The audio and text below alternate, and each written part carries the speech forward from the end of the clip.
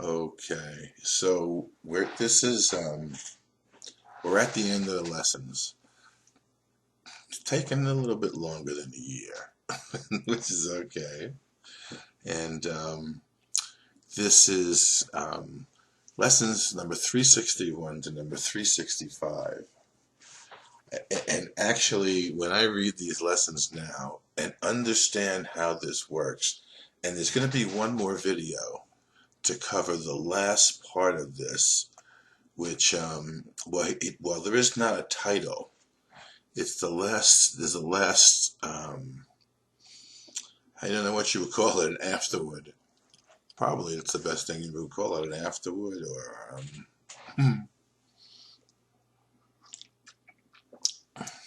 is it a prologue? I don't know. Is that one to come before an afterlog? I don't really know. That I'm going to read as well, because I think it's important, and I want to put this within how I was offered the course and to do the workbook and how I know that it works for me, because every lesson, these last lessons, are a complete verification of the way that I've come to understand how this works, how Jesus works in my life, how the Holy Spirit works in my life, and it becomes the only way you want to live, and eventually it's the only way you recognize that life is actually available to you, because before that, and this is one of the things for me in my understanding and the experiences that were brought to me. When I had the experience of awakening that I did, when it happened, and I never know what to call it, because all the words I use, and this is the problem we all have, and this is the problem the workbook is designed to end within us. The problem that I have, the same problem Jesus has, the same problem that you have, is we use words assuming that everyone knows what the words mean, yet within each and every one's mind, he has a whole association with those words that we don't know, because it's his and his alone. That's why this is such an individual journey. Okay? So by now, though, what we're able to do is to approach not only words, but each and every moment of our life, or to the best ability. You don't have to look at it in terms of your life. You only have to look at it in terms of today. This holy instant right now would I give to you. Be you in charge, for I would follow you, certain that your direction gives me peace. Now, it's interesting to me that these last few lessons, which Jesus says are, done with as few words as possible, are very active lessons. They're not just sitting here contemplating something. Listen to what he says. If I need a word to help me, he's going to give it to me. If I need a thought, that will he give also. And if I need but stillness and a tranquil open mind, these are the gifts I will receive. He is in charge by my request. And he will hear and answer me, because he speaks for God, my Father, and his Holy Son. Now, here we are. This is lesson number 361, 362, 363, 364, 365. And it was leap year. It would be 366 as well.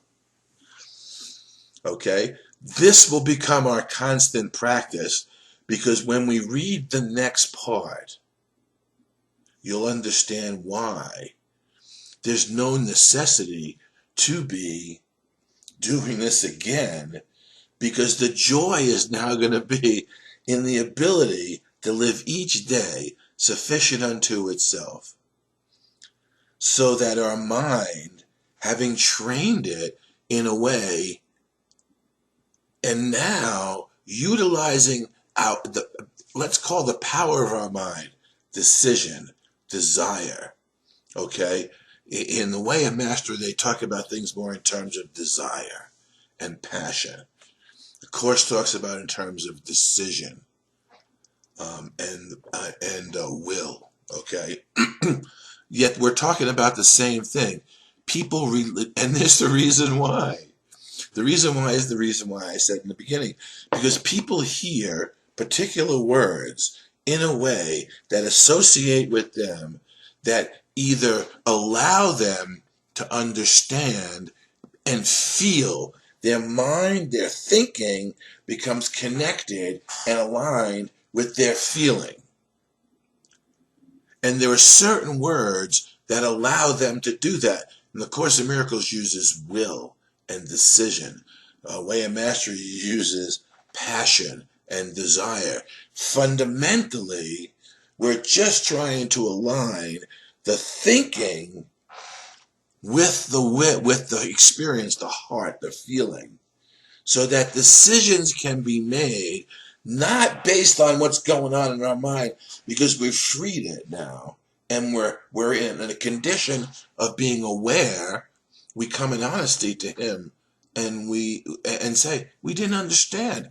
I didn't understand the life I was leading was really death and not life until I woke up. Now I'm here to share my experience, my hopes, and the strength that I've received from accepting the truth of these teachings and allowing the strength to come from the one mind that we share with Christ.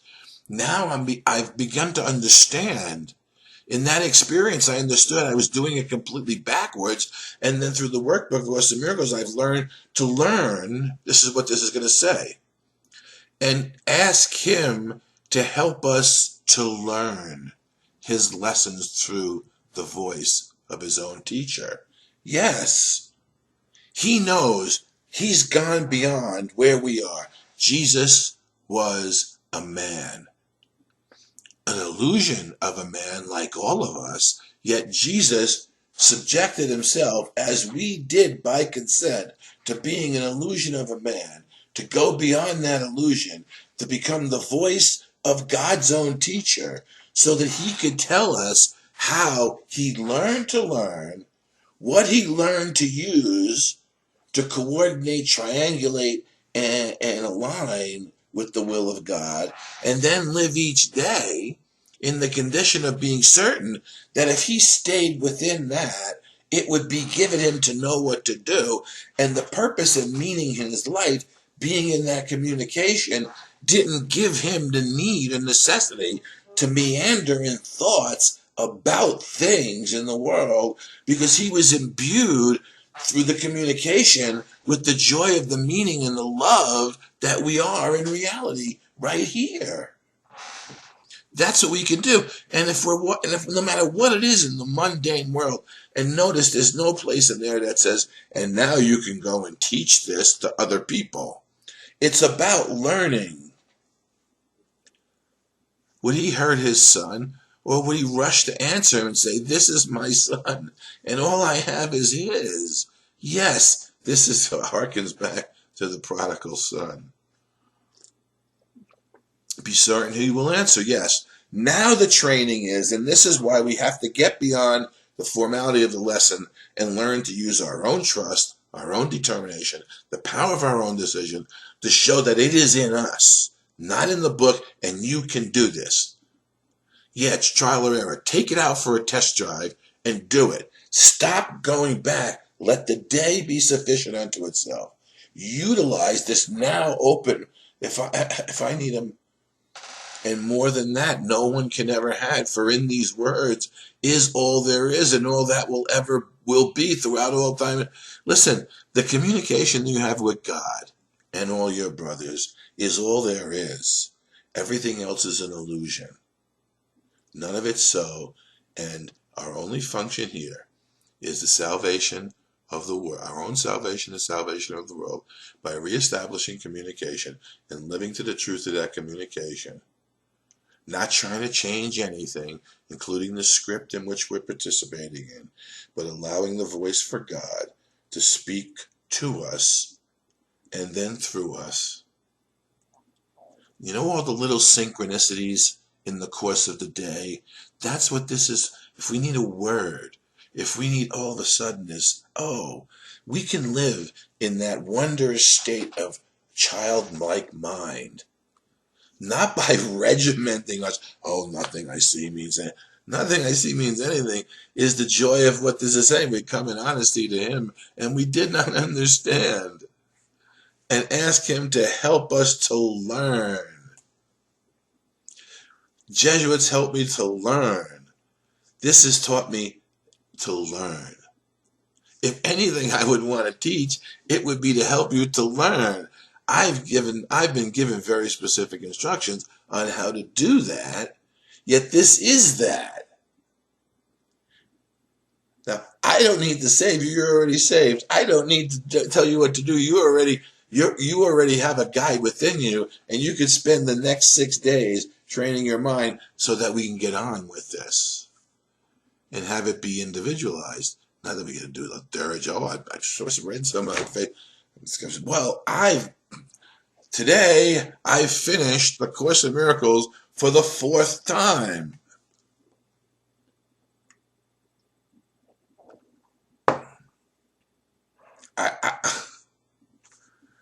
That's what we're going to read next. This course is the beginning.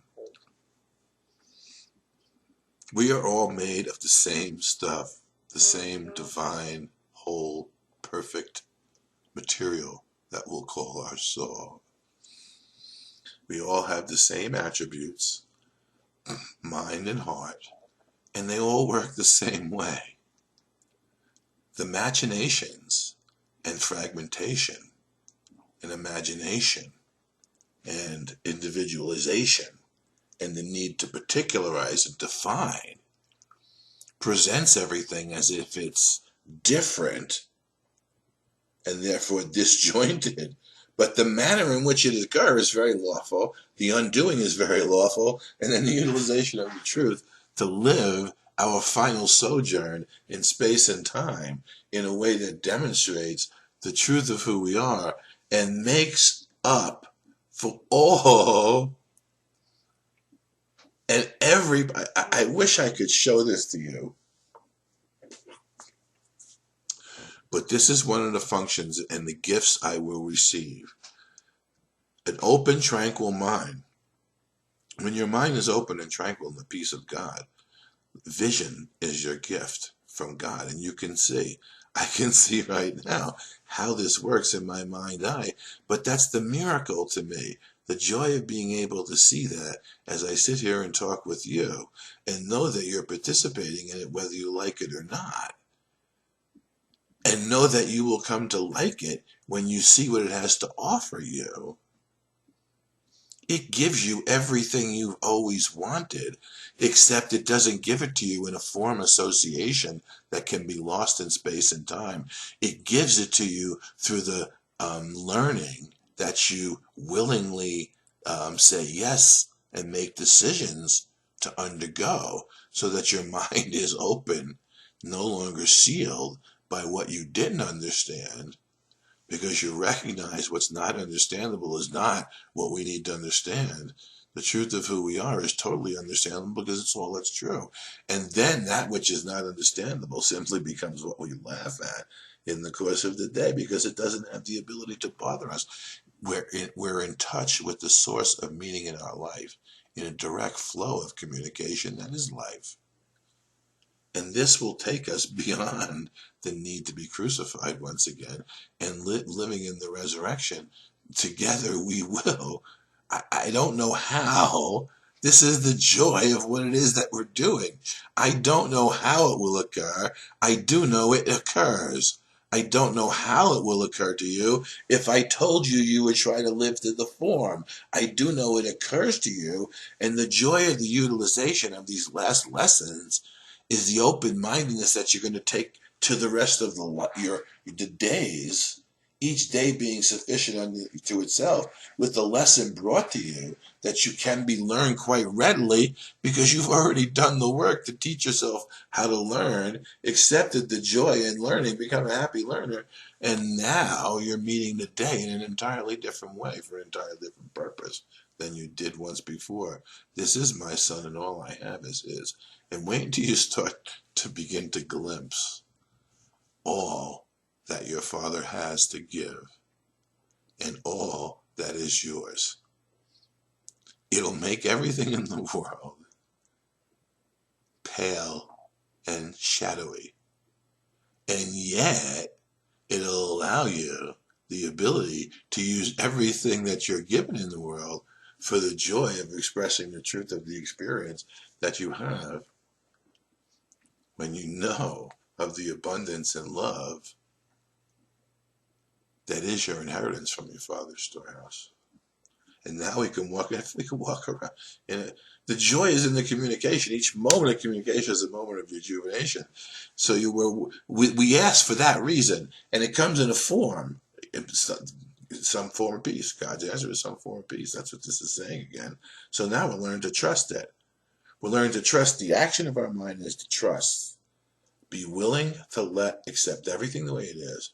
Let these words be true. Trust and go through the day using the power of your mind to do that. You've been doing it anyway, but you've been trusting in what is not trustworthy. You've put your faith in what is faithless, and now you've learned that there is something that is trustworthy, and there is something that you can put your faith in, and it is in you.